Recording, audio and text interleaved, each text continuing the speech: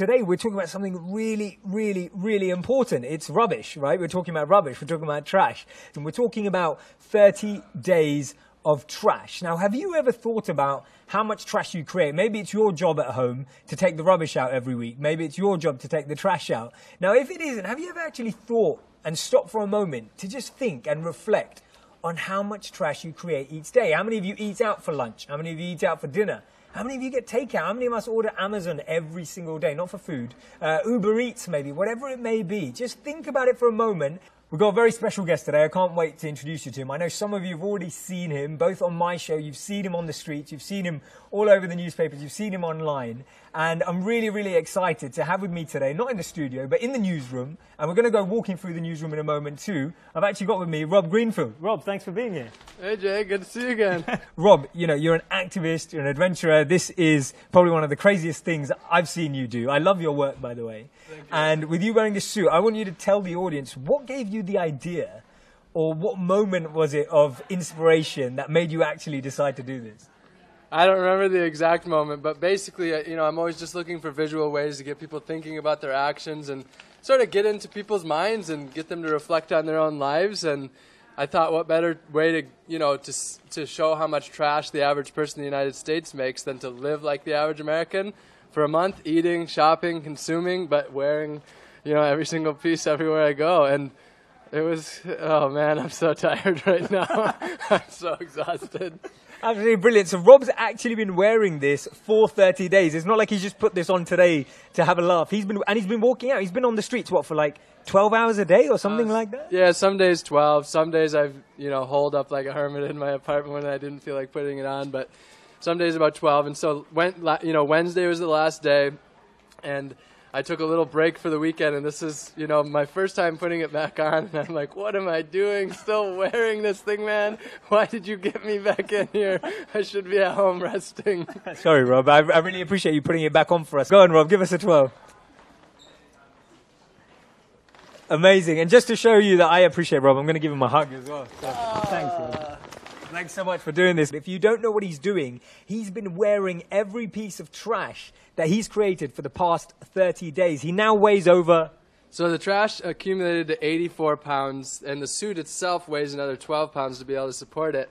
But, so the heavy stuff, you know, I wore that all the way through those 30 days, but today I took out like the heavy stuff so I can manage. I figured, you know, 30 days of wearing every piece is enough. Now I'm wearing everything that's bulky, but, you know, want to be honest, it's only about 45 pounds after taking out all the heavy food waste and things like that and the metal and things like that. So today, you know, it's probably about 45, so a little more manageable. Amazing. And this is exactly what we need. So many of us are visual learners. When I first heard that Rob was joining us, which was about 3 weeks ago now, and I started to research into this space, and I was blown away because I started looking at the statistics. And I was looking at, you know, one cardboard box takes, what, like 2 months to disintegrate or something like that. And then you've got a plastic tin can takes 50 years. And then a plastic bottle takes 500 years. And I was looking at that thinking, wow, I never knew that. Yeah. And I know it sounds stupid to think I never knew that. But how many of us need this to actually learn? And what's been the best coverage for you over the past month? What the best reactions, the best thoughts people have had? I guess for me, you know, it's really a lot of people that I've talked to said that they never thought about this before, just like you were explaining. And 5 years ago, I had never thought about this as well. It's not like we live in a culture where this is the type of thing that's brought to our consciousness every single day, or even, you know, you can go a year without thinking about this stuff. So for me, just the number of people that have looked at it and said, wow, I didn't realize how much trash I'm creating. And then, you know, that's the awareness aspect. But the better part is when people say, I'm going to make positive changes. So, you know, a kid came up to me the other day and asked what I was doing, and I told him. And he looks at his soda bottle in his hands, and he says, this is the only bottle I'm going to use for the next 30 days. So right there on the spot, he got it and decided he was going to make positive changes. And those are the reactions that, you know, keep me going, hearing that it's actually creating action in others. Because that's the idea of activism. It's supposed to activate people, you know, get them actually doing something. So I don't smell like garbage, and the reason being is that everything that was dirty I cleaned off before putting on, and what I did with all the food waste is I weighed it out and then I replaced it with dried rice. So there was nothing smelly on. So I got to be honest, it's, you know, the suit has got pretty sweaty, and there's a little bit of a smell of sweat. But I don't smell like a big trash can. I'm very proud to say that. I can vouch for him. He definitely doesn't. I did 0 training whatsoever. I was actually fairly out of shape going into it. Amazingly, each day I felt like I gained a little bit more muscle, and it's pretty amazing because if I went into this day one with 84 pounds of trash, not a chance. But every day, you know, the average American creates 4.5 pounds a day. I was averaging about 3 pounds a day. So every day it was just a little more, and I built a little bit more strength. And I'm surprised. Like, I thought the last week I was just going to be sitting at home on a couch and not able to leave the house. But on the last day, I was out for 7 or 8 hours. I don't know. I guess the one is maybe when I go by a construction site and they're using like the heavy machinery and they're like still drilling the ground, but they're just staring at me, and I'm thinking that's not safe at all. That might be one of the funnier things. And Rob's going to tell us about the crazy journey he had actually getting here, because I think this typifies or symbolizes what would happen if we all wore the trash for 30 days that we created. This is how much it would actually affect our lives. Now, if we just think about how much it's affecting society, using that as a metaphor. So, Rob, tell me how you got here today. Well, I left where I was supposed to. I was in Brooklyn. You were here in Manhattan. I left on time around maybe 10:45 to get here by 11:30. What should have been a half-hour trip took an hour and a half. The first 10 minutes was just trying to get down the stairs of the apartment building and then out the door. So I had to take the whole thing off, squeeze it through the door, put it back on, then walk to the train station, which is, you know, pretty physically challenging. Well, then I got on the wrong train because one of the problems is everywhere I go, I have very few moments to myself because so many people are asking about what I'm doing. So I get on the wrong train and I'm talking to people and I have no clue I'm on the wrong train. So I get off like a mile from here and I have to walk all the way here. A funny thing happened though in the train. A guy's talking to me about what I'm doing. He's from Costa Rica and he's like, "Oh, have you heard about," you know, I was talking about activism. He goes, "Have you heard about that guy who only owns 111 possessions and it all fits on his back?" And I'm like, "I think you're talking about me." So that was on the way over. But yeah, it's just getting around is quite tough. And that's the idea of just, this is a month's worth of trash. And so it's crazy how just carrying your trash for 1 month can completely make your life a total challenge. And that was the idea, is to show, you know, just carrying your trash for a month it makes such a huge challenge. And just putting it in your kitchen, even the amount of space 1 month's worth of trash takes up is just totally crazy. Absolutely huge. So what we're going to do now, and I hope you're going to enjoy this, we're actually going to take a tour through our newsroom just to get some reaction, see what people are thinking. Now, they don't know that we're going to be walking through there, so I just want us to kind of have a look at how they think about you. And let's see that. So do you mind, can you walk? Yeah, are you okay to walk? Yeah, we're going to yeah. walk? Okay, absolutely. Let's walk. We can walk slowly. Or do you have to walk at that pace? I don't know. I mean, sometimes I'm faster than others, but I got to say, because I've taken out the 40 pounds of the weight, it's made it easier. It's more manageable today. Yeah. The biggest challenge is just the day-to-day wearing all of this trash. I mean, just getting around is the big challenge, whether it's the subway or getting out the door. Mm-hmm. You know, that's obvious. That's the biggest challenge. And then the emotional part is just, it's darn hard. I mean, it's emotionally challenging. Also, eating junk food all day. Oh yeah, this is not your usual diet then you've been following. Yeah, and that's an important thing. So all of the trash here I wouldn't normally create. For the month I was just living like the average person. So I get a lot of comments where it's like, well, if the guy knew anything, he would not make that trash. But the idea is that I'm just creating like the average person. I can see you sneaking a picture there. Do you mind letting us know what you think of what Rob's up to? Office every day. You look great though. Any idea what he's doing? I'm gonna guess this is like recycling related or sort of green going on here. Yeah, the idea is to create a visual of how much garbage the average person creates in a month. So this is 30 days of my trash. Wow. And it includes the trash and recycling, because only 75% of recyclables in the United States are actually recycled. I feel like if you were a woman, your trash would be much grosser. Maybe. But I cleaned everything, like anything like that would be gross, I replace it with the same thing and not gross, if you know what I mean. So rather than putting used stuff on, the whole project's very wasteful. But it's only as wasteful as the average life, and that's, Well, kind of the point. Well, that's the point you're making, right? That each person can make a difference. It does matter if one of us changes the way we live. Thank you so much for taking part. We're going to go back that way. Go on, Rob. This is surreal walking behind you. Stretch as much as you need to stretch. Since I was here, I think it was actually 4 weeks ago now, I went to a recycling center, and I was blown away by the amount of electricity and resources it takes to recycle stuff, and the number of things that you can't recycle either. I learned during this project that these red Solo cups, not a single red Solo cup has ever been recycled in the history of red Solo cups. They're just not, the facilities don't exist to recycle them. So a lot of things even that we think are being recycled, it turns out they're just not. The best thing to do is reduce, reuse, and then recycle last, just because of the amount of energy and resources it takes. Awesome. We're seeing a few reactions from over here. Let's go join my colleague over here, Rob. Let's make it through. It's not every day that I see a literal garbage human. Nice to meet you. Hi, nice to meet you. I can see that. What do you... I'm going to dare you to hug him. You're going to dare me to... Okay, well, I'm on camera. No pressure, man. Oh my God. Hi. Do I need to shower now? Am I fine? Yeah, no, you're totally fine. Jay hugged me earlier too. So you're just bopping her. Oh, you have an issue of men's health. Okay, yeah. So you got this is all your garbage that you've personally generated. For a month, yep. This was 30 days of garbage.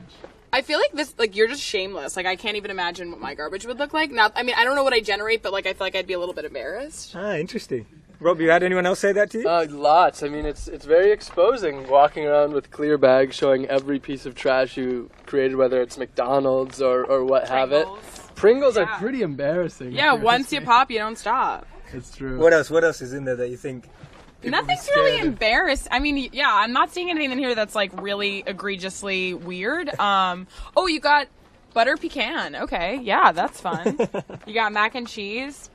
Sabra, yeah, I feel like this is every brand's, I don't know if it's their worst nightmare or it's a good time. I don't know. This seems to represent the average person. Yeah, I was about to say, you seem to be a normal average guy, albeit you're covered in trash, but Well, he's tried to do that. That was the idea, was to try to create a visual of what the average person looks like. So just kind of, when I would go into the store, I would just look to see what's in someone else's shopping cart. I would buy that. If I went to a coffee shop, I would just say, give me what everybody else gets. And so tried to kind of just do what, the average person does and see. I wasn't trying to create trash or not create trash. Instead, I was just trying to flow through the, breeze of American consumerism and see what that looks like at the end of 30 days. Awesome. Anything else, Jenna? He's very autumnal. He's got pumpkin spice going on there. You're so basic. I love it. The pumpkin spice really brought me in. Yeah, you're really on brand for fall. Killing it. I'm going to get Rob in a few moments to actually share his top tips of how you can make a difference on a daily basis. Believe me, you can. It is possible for one person to make a difference. You can see it right here. Now, I was actually thinking about this, Rob. You're doing this because everything's out of sight, out of mind. Where does the stuff actually go when you don't recycle? Where does it go? Well, most goes to landfills in the United States. I don't remember the statistics exactly, but a certain percentage is incinerated, which means it's just lit on fire and burned up. But a vast majority of it just goes to landfills where it's buried. And you would think the problem's over, it's buried.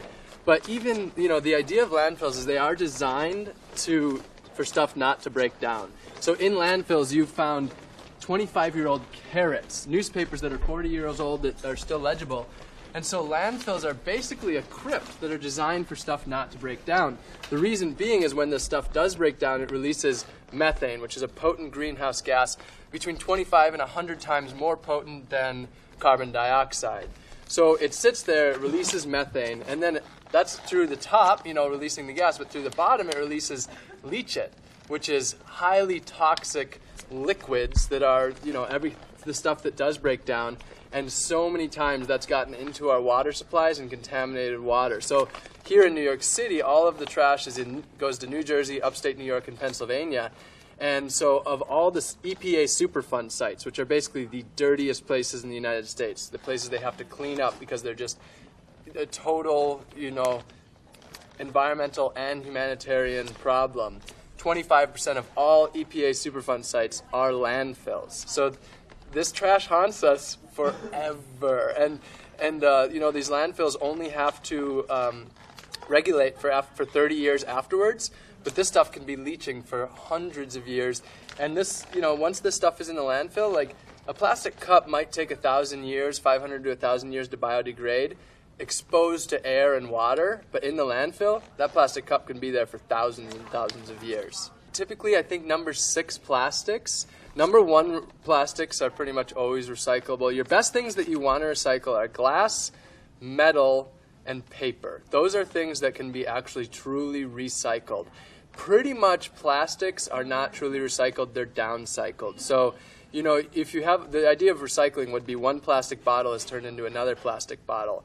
But usually instead it's turned into a lower quality product. It might be turned into benches, for example, and those benches then can be used, but once they're gone, they're landfill. So most plastics are, used, are recycled once, twice, maybe 3 times more, and then they end up in the landfill or something like that. So plastic, basically anything that's plastic you should avoid, and if you're going to recycle, stick to glass, paper, and metal. He actually finished his 30 days last week. I said to him, Rob, sorry, I'm traveling. I can't see you next week. So he came a week later, put the suit back on for us today. So send a nice virtual applause for him. And I'm going to give Rob the opportunity now to go off and take his suit off. He's probably sweating in there. It's feeling a bit hot. So guys, can we get a bit of help for him as well? If anyone could go help him take his suit off, I'm sure he needs it. It's absolutely incredible when we actually visualize it this way. And one of the best things I've loved about the work that Rob's doing, it's making things visual. So many of us are visual learners. So many of us learn more when we actually get to see things.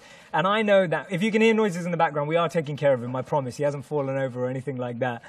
But the thing is that wherever you are in the world, this is impacting us. We're noticing. Rob's going to give us his top 5 tips on how to actually reduce waste in our daily lives. So if you want to stick around for those tips, make sure you do. We're going to be in a few moments. He's actually going to tell us just how to do that. This is how he looks in real life. I feel so naked.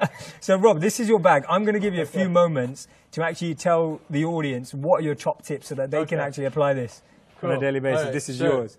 Let me see if I can get this stuff out of there. So, one of the most powerful things that I learned in this, if you look at the amount of trash that I created in a month, that was 84 pounds of trash. The average American is creating about 135 pounds a month. So what you see there is actually about a third less than the average American. So imagine, multiply that by 12. Over a year, the average person is creating about 1,600 pounds of trash. Now multiply that by a decade, or multiply that by an entire lifetime, and imagine the size of this room that one person's trash would fill up. You could literally create a small mountain out of your trash in a lifetime. And that really got me thinking. I've always believed that one person can make a huge difference. But thinking about how much trash we make, I realized one person can actually make an incredibly massive difference in their community, in their own lives, in their community, and in the positive or negative impact they have in the world around them. And it's all by making simple changes. So I brought a couple of little things to show. One simple thing, there's a lot of disposable plates and bowls and utensils like plastic forks and spoons. Just bringing your own dishes is a simple one. You can use that for here or for to go. Bringing your own mug is another simple one you can do. So you can use this for coffee. If you're an adult, you can use it for beer at the bar rather than plastic ones. You can use this as a to-go container, and you can use it, just for hot or cold drinks. We got Jay back. There he is. Thanks, buddy. Now I know that you feel the same way. It feels weird seeing someone else in the trash, I too. know, I think you look a lot better in it than I do. It's because it's not, It's not done that. I think you might be a little more muscular than me. I'm not sure about that. But guys, I thought I would do this just to see what Rob actually went through for 30 days. I'm not going to have it on for longer than like 3 minutes, maybe 10 at the most.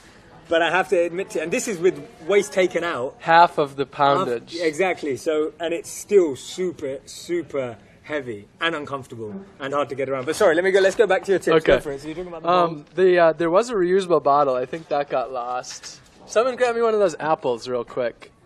And a banana, actually. This is a really good thing. Like bananas, natural packaging on this. No need for plastic over things like this. So buying unpackaged foods is one of the absolute hugest things you can do. So you can take your own containers, like jars or reusable bags to grocery stores and get your food in bulk. And so much of this is all food packaging. And really, one of the big things that I've learned in this is if there's one thing that we all focused on, and that was rethinking our food. So trying to buy food that's got less packaging, not getting the to-go containers and the plastic forks and spoons, the coffee cups and the plastic bottles, instead using reusable bottles. So if you just focused on food alone, I would say that would be the absolute hugest category. And then the other thing, again, with food, eat your food instead of wasting it. So, what Jay is wearing is about half his light right now because I took the food waste out. I created about 20 pounds of food waste.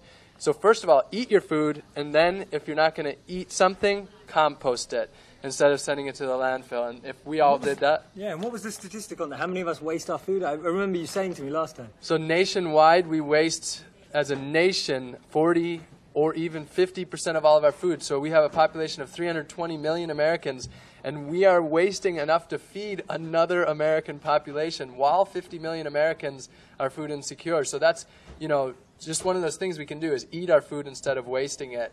As individual families, the average family wastes about 20% of all the food they purchase. That's at the bottom of that chain, just at the families. So you can save. And the other thing about all this is you save so much money by not using all the disposable stuff like paper towels, napkins. That's another one. You save so much money in a year by not doing any of that. You've got more stuff in your magic recycling bag. I think so. Actually, this is a tiny side thing, but this is a book that I've been reading this month. It's called Garbage Land.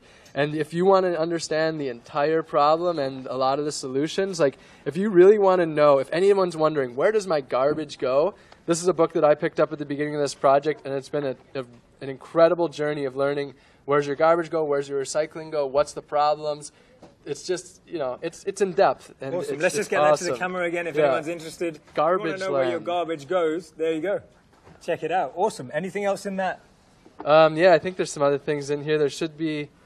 Oh, this is good. Sue's going, what do you suggest about all those Amazon boxes? So I brought that up. I order tons of stuff from Amazon. If you're like me, I've got something coming in every day. What do you do about it? One of the biggest transformations in my life was when I decided I was going to shop local.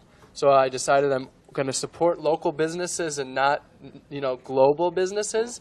And that changes everything because then you're putting your money back into your community as well. So I gave up Amazon a couple years ago. And it's like a lot of things, if I can't get it local, maybe I don't need it. And that's a big part of it too, just thinking, a big question, constantly thinking, do I want this or do I need this? Will this make me happier or, will it actually not really add much value to my life? And if you ask those two basic questions, that really will reduce a lot of garbage and make you more environmentally friendly in general. Got one here. So this is a reusable bag. I've had this one for over 4 years. It's the longest one that I've had. This has gone through so much. This one in particular is called a Chico bag, and it folds up into this tiny thing, pulls out, and then you can bring this to the grocery store. That's another big one. Just carrying reusable bags rather than the plastic bags. I used about 50 plastic bags over the month, I think, and that was pretty standard. So carrying a reusable bag. Now, one really important thing to point out is that with any of these things, it's not green to go out and buy a reusable bottle or a reusable bag unless you use the stuff. So the average canvas bag, you have to use about 347 times for it to be more environmentally friendly than using the plastic bags. So, actually, we have to buy stuff that we are going to use long term. This bag right here, I've used it for years. It's got some holes. It doesn't look perfect, but that's what gives it character and you remember things. So, using stuff long term. Oh, another one is, this is my jacket, buying quality stuff. So when you are going to spend money on stuff, buy things that are actually going to last. So buy a jacket with the intention of wearing it 10 years, or if you're really, maybe 30 years is what people used to do. I'm not even quite, gung-ho enough to imagine wearing the same jacket for 30 years, but not needing new things every season is a huge one. So a lot of this really goes back to the whole way that you look at life and what's really important to you. And deciding if your priority is to try to leave the world a better place or to have the newest fashionable products. So, I mean, one thing, so, you know, I have a campaign, it's called Donate Not Dump. That's the hashtag, and it's to get grocery stores to stop throwing away food and donate it to people in need. Grocery stores throw away billions of dollars and billions of pounds worth of perfectly good, delicious, and nutritious food. Not like half-eaten plates of spaghetti or apples. We're talking like you can go to a dumpster and you could find 100 perfectly good apples that you would think, what the heck are these doing in here? And it's because we produce so much food. So one way to actually reduce your environmental impact, if you want and not create waste, is to go dumpster diving. And that's actually where I get most of my food. Not when I did this project, but in my normal life, as I go to grocery store dumpsters and feast. That's incredible. We actually did a piece with someone who was living like that for quite a long time.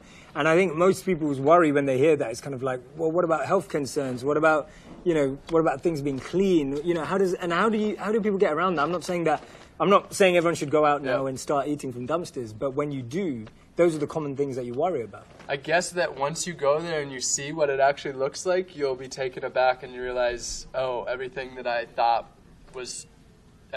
imagined is just so wrong. We're talking about boxes and boxes of perfectly good food that's set in there that's just apples touching apples and nothing else in a lot of the scenarios. So, food waste it's not dirty food. It's perfectly good food because there's so much of it that's being wasted. Absolutely brilliant. And this, guys, I've just been wearing this for what? 5-10 minutes now. It's getting so heavy. Like, you want to take it my arms off? feel like they're about to fall. No. Okay. I'm going to keep it on. I'm going to keep it on just to feel like I've done it. But literally, this is so heavy. And to be wearing that out on the streets, you've got to really believe in what you're talking about, because this is not easy. Maybe I'm just totally crazy. No, maybe a little bit, but definitely I like what you're doing. If you had to give the audience now the top 5 tips that you think they could do from today.